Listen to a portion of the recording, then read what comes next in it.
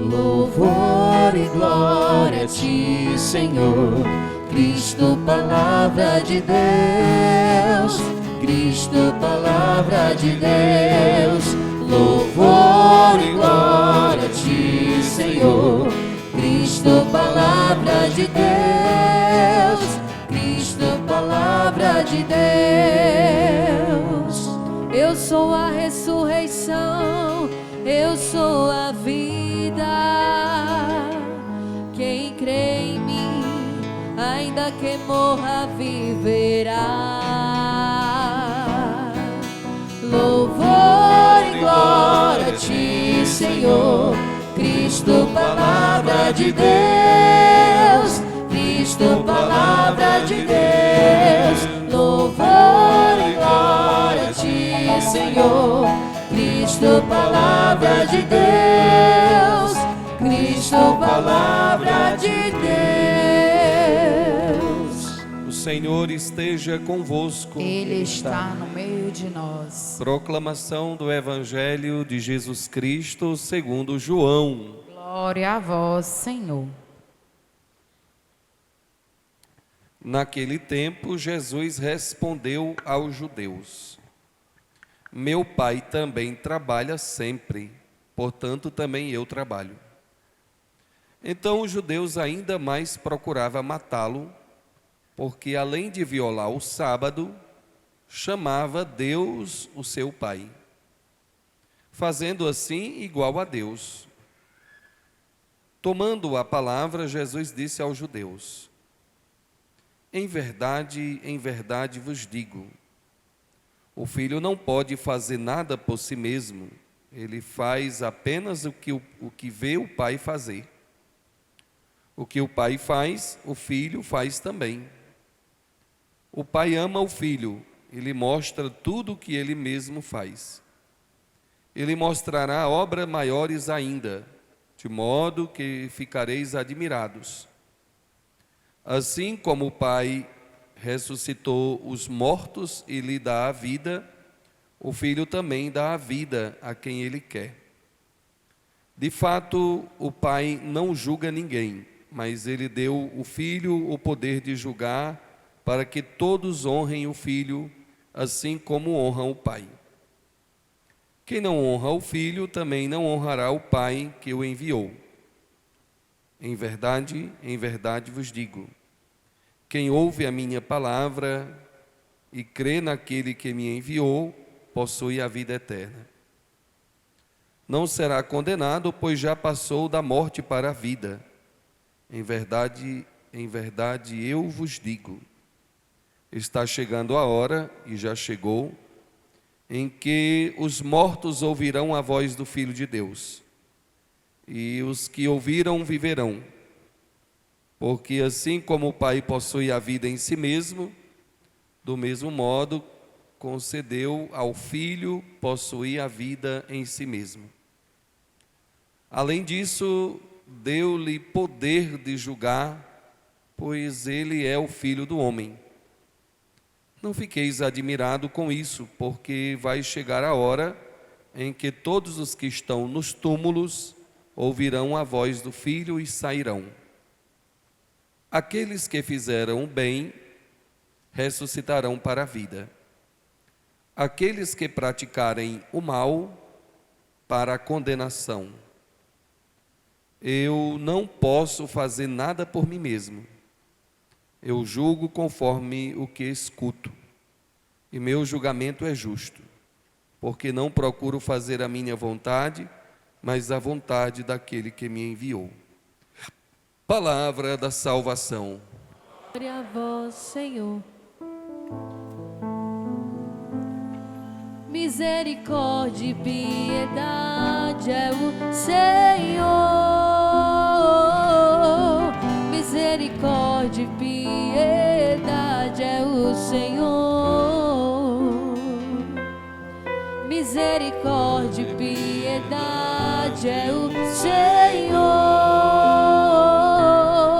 Misericórdia e piedade é o Senhor. Queridos irmãos e irmãs, Estamos na 4ª semana da Quaresma, já caminhando para celebrarmos a Semana Santa, que inicia logo mais na outra semana. E a leitura de hoje, o livro do profeta Isaías, nos traz uma recordação muito especial da história do povo de Deus, um tempo muito difícil que o povo enfrentou, que foi o período do exílio da Babilônia, onde o povo ficaram muito tempo escravos e com saudade daquilo que eles não tinham na terra estrangeira. Não tinha o templo, não tinha as orações que antes eles faziam na terra de Israel, não tinham o conforto de ouvir o chamado para a meditação da palavra. Então havia uma certa angústia no coração do povo e começaram a se perguntar: será que Deus nos abandonou? Às vezes, na nossa vida de fé, na nossa caminhada, também nós passamos por essa crise. Às vezes nós nos perguntamos, quando esfriamos, quando nós estamos distante de Deus, quando nós passamos por tribulações, quando nós passamos por preocupações, quando nós somos afligidos de todos os lados, às vezes quando nada dá certo na nossa vida, às vezes quando a gente está lá, parece que as coisas dando tudo errado, parece que as coisas não vão fluindo. E era esse mesmo sentimento que nós já passamos em algum momento da vida, que o povo que estava na escravidão da Babilônia também passava. Só que com uma força muito maior, porque além deles estarem longe do ambiente que eles foram criados, além deles estarem longe do templo onde eles eram educados, além deles estarem longe da vida de fé que eles possuíam, eles estavam longe também e se sentiam longe de Deus, como se Deus tivesse abandonado eles. E de uma certa forma eles se sentiam angustiados, se sentiam abatidos, fragilizados, perseguidos, se sentiam caluniados, defamados. De todos os tormentos, o povo se sentia quando estava longe. Mas mesmo se sentindo angustiados, abatidos, sofridos, maltratados, eles não estavam aniquilados. Deus estava lá, mesmo por trás, aonde eles não conseguiam enxergar. É na nossa vida também assim.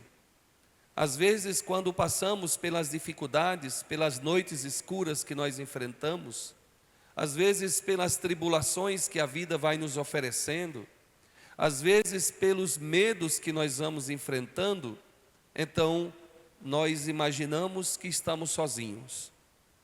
E nos sentimos às vezes abatidos, fragilizados, nos sentimos às vezes medrosos, cansados, mas o Senhor nunca se afasta de nós.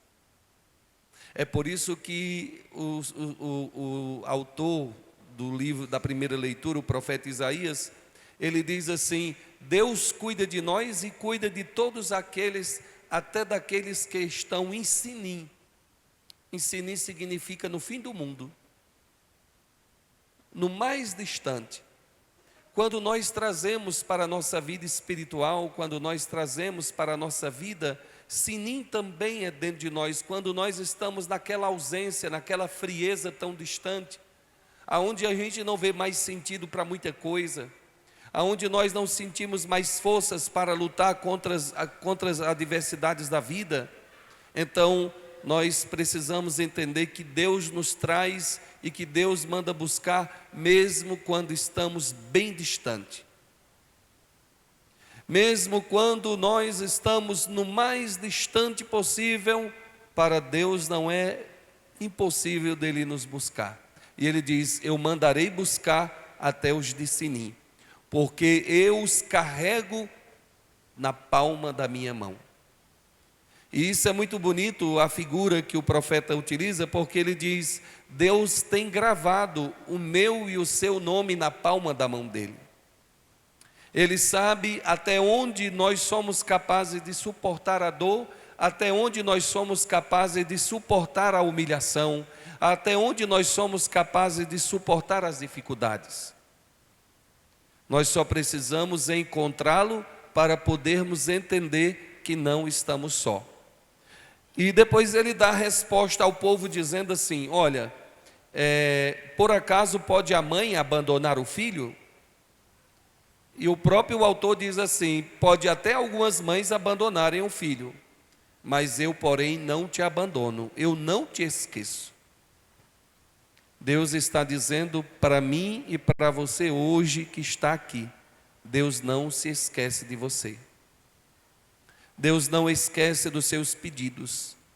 Deus não esquece daquilo que você já pediu a Ele e que talvez ainda não alcançou, porque você ainda está um pouquinho distante. Talvez o que você precisa pedir, o que nós precisamos pedir, é que o Senhor nos traga de volta de Sinim, para que Ele possa realizar aquilo que Ele precisa fazer em nossa vida.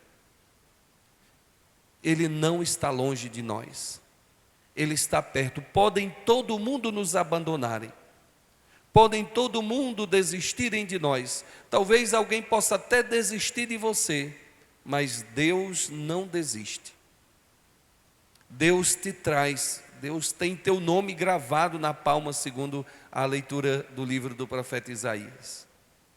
E esta palavra é um estímulo para todos aqueles que estavam vivendo no desespero, no medo, na angústia, no sofrimento, no desespero, desesperados, abatidos, abandonados, destruídos, mas não aniquilados. Porque Deus não permite que nós sejamos aniquilados. Mesmo que o pecado nos rodeie, o pecado tente nos humilhar, tente nos destruir, tente nos derrubar, tente nos enfraquecer, tente colocar em nós ansiedade, medo, angústia, e que vá crescendo dentro de nós o desespero, mas Ele não nos abandona. Deus nunca te abandona, mesmo sabendo de tudo o que nós fazemos, porque só quem sabe a nossa vida é você e Deus, eu e Deus. Então Ele sabe tudo, porque o seu e o meu nome estão escritos nas suas mãos. E podem todos te abandonarem, mas Ele não vai te abandonar, segundo aquilo que nós ouvimos na palavra do livro do profeta Isaías. E para fechar esse texto, o evangelho de hoje é a continuação do evangelho de ontem. Quem ouviu o evangelho de ontem compreende que nós estamos... Deixa eu pegar aqui. Pronto. Aqui. Ontem o evangelho era no capítulo 5, Jesus que cura o doente e manda ele levar a cama para casa. Uma continuação. Até dia 29 nós estaremos sempre orientados por esses evangelhos de João, para podermos se preparar bem para vivermos a Semana Santa. E Jesus dá uma resposta muito especial aos judeus que o questionava porque havia curado aquele homem, porque que tinha feito em dia de sábado esta cura. Veja aqui a distância que o próprio povo de Deus estava do Senhor. Eram apegados às leis, mas estavam ainda em Sinim, distante. Eles tinham se apegado a coisas superficiais e deixaram de se apegar ao essencial. Nunca foi ordem divina, nunca foi ordem e nem mandamento de Deus que o sábado fosse tratado com tanta violência, com tanta exigência, enquanto a palavra diz que era apenas um dia de descanso. Com o passar dos anos e as várias interpretações da lei, o sábado se tornou um peso.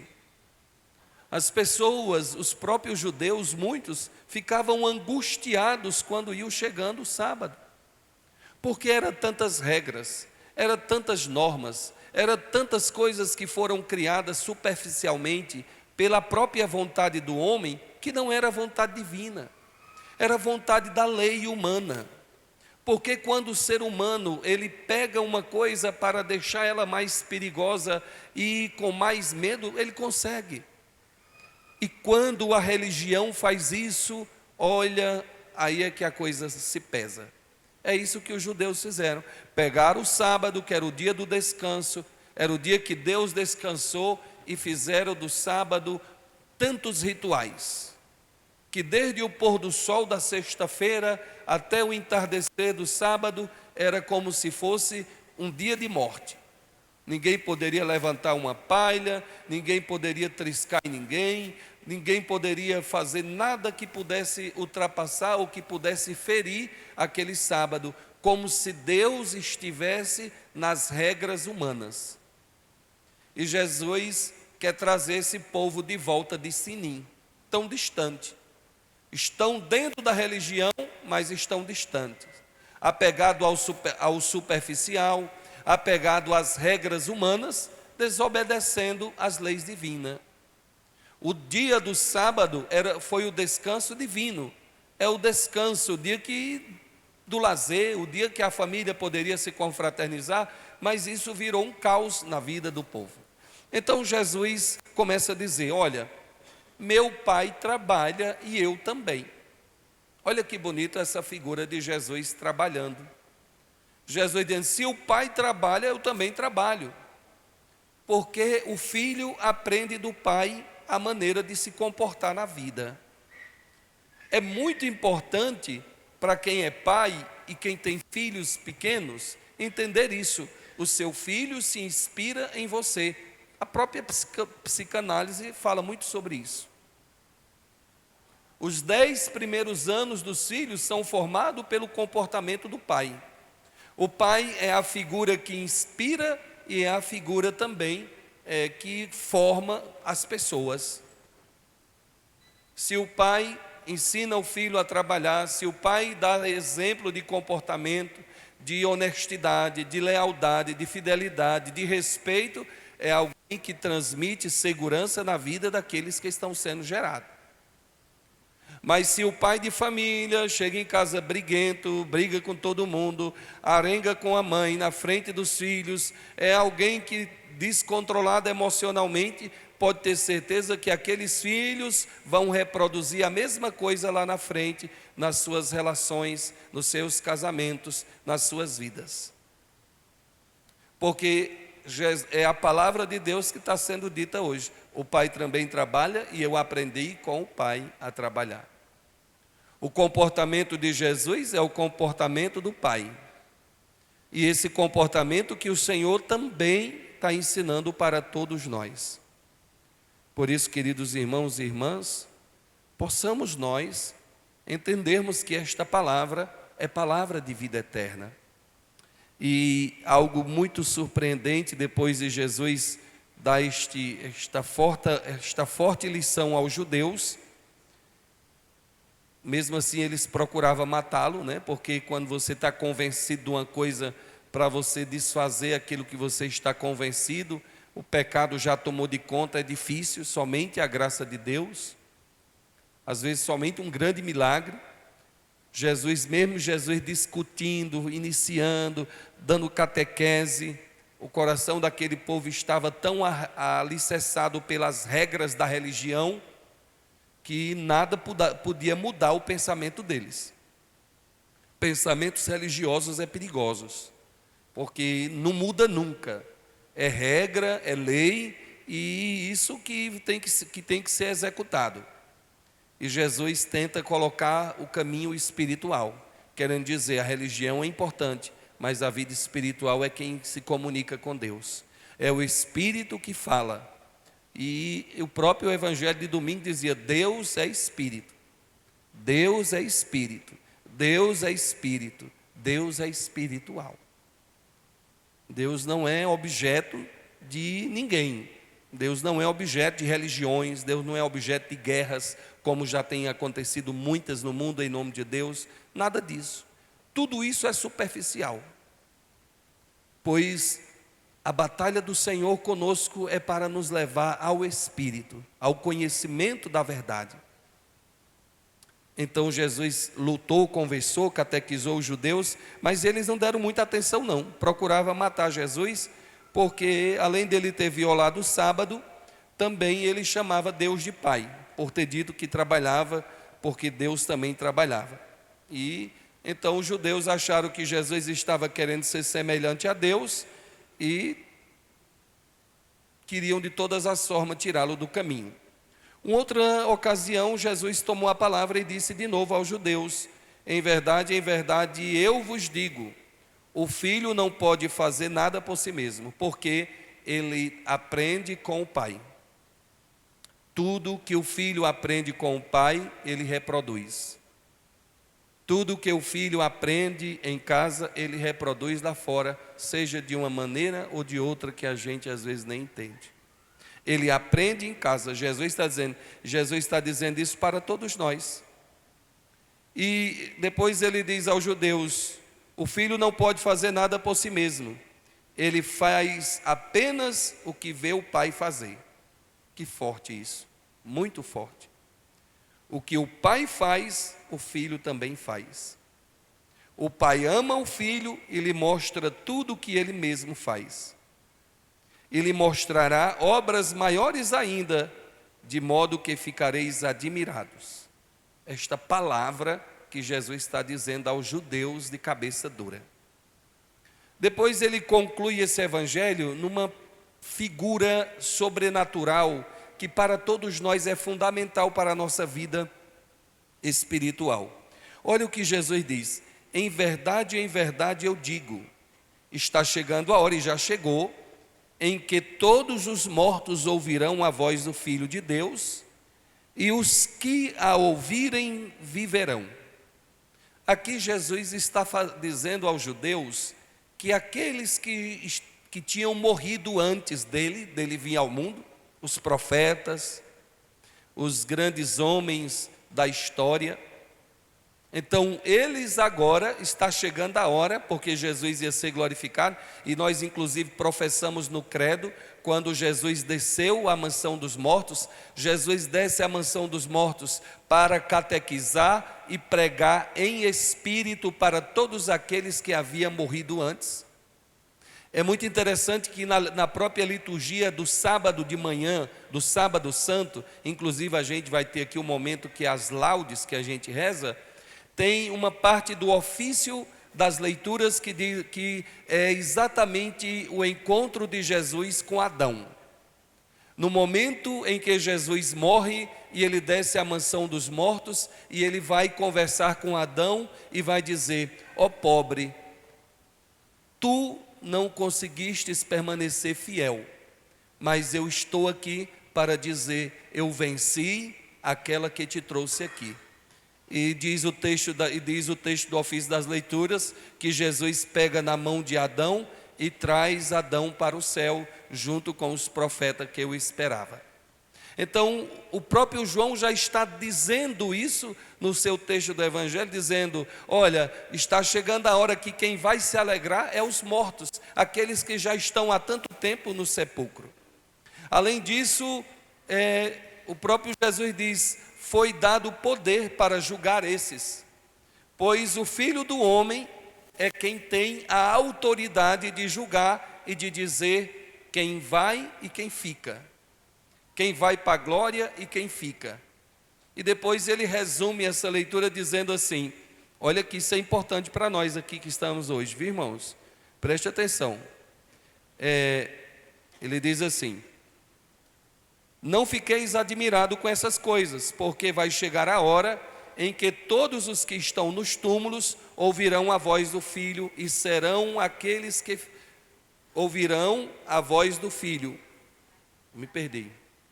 Não fiqueis admirados com isso, porque vai chegar a hora em que todos os que estão nos túmulos ouvirão a voz do Filho e sairão. Aqueles que fizerem o bem ressuscitarão para a vida. Aquele que faz o bem ressuscitará para a vida. Vamos dizer? E ele diz: e aquele que pratica o mal para a condenação. Aqui é o checkmate desta leitura. Quem faz o bem vai para o céu. Quem faz o mal não vai. Para onde vai, Jesus não está dizendo, mas não vai, vai ser condenado. Condenado não significa, nós não podemos definir aquilo que não está na palavra. Então, é o bem que nós fazemos que nos leva à glória. É o bem que a gente faz que nos faz ser eternos, porque a gente só é eterno se a gente faz o bem. Quem não faz o bem, meus irmãos, não tem como. Hoje na missa agora de tarde eu dizia exatamente isso. Nosso tempo é tão curto nesta vida e dura tão pouco depois da morte, que este corpo só resiste 7 dias sem a nossa presença, depois se desfaz. Quando a igreja nos convida a celebrar a missa de 7º dia, é exatamente para lembrar que naquele dia, aquela figura bonita, aquela figura que era tão amada, ela agora se desfaz, ninguém reconhece mais. Fica deformado, já começa a aparecer as úlceras, as vísceras, os vermes já cobrem todo o ser e tudo vai ser desfeito. Ficará apenas gravado em uma foto, uma memória por algum tempo. Se tiver feito bem, não precisará mais daquele pó, porque agora já está na glória. Mas se não tiver feito bem, perdeu as 2 vidas. Aquela que está se acabando no pó e a outra porque não tem mais tempo de ouvir e fazer o bem. É palavra de vida eterna, é palavra de salvação. Que o Senhor nos ajude a sermos bons enquanto há luz, para que quando as trevas vierem, não nos pegue desprevenidos. Louvado seja nosso Senhor Jesus Cristo. Sempre seja louvado nossa Mãe Maria Santíssima.